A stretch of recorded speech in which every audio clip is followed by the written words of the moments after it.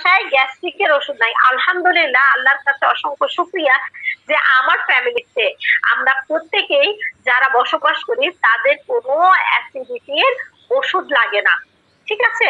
তো আমি বলতে পারি যে বাংলাদেশের রিসার্চ করে যদি গবেষণা করে দেখা যায় যে বাংলাদেশের কতগুলা পরিবার অ্যাসিডিটির ওষুধ মুক্ত, তাহলে আমি সেখানে স্থানে, হ্যাঁ, সেই জায়গাটা আমি দখল করতে পারবো।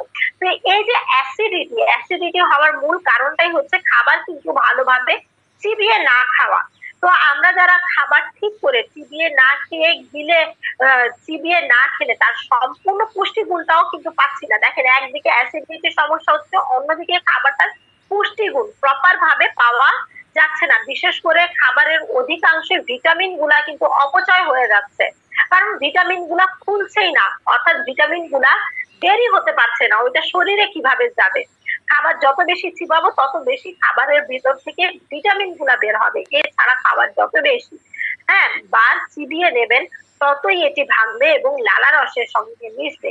তাতে এর মধ্যে থাকা ক্ষতিকারক জীবাণু গুলো মারা যাবে। কিন্তু দ্রুত খাবার খাওয়ার জন্য বা তাড়াতাড়ি গিলে ফেলার কারণে ওই সব জীবাণুগুলা পেটে চলে যায়, এতে করে বিভিন্ন রোগ হওয়ার আশঙ্কা বেড়ে যাচ্ছে। ঠিক আছে। তো এই ছিল মোটামুটি আমাদের আজকের আলোচনা। ইনশাল্লাহ আগামী কালকে আলোচনা করব ইনশাল্লাহ। খাবার খেতে হবে পান করে, আর পানি পান করতে হবে চিবিয়ে। আলটিমেটলি কেন কেন আমরা খাবারটাকে পানির মতো পান করে খাবো এবং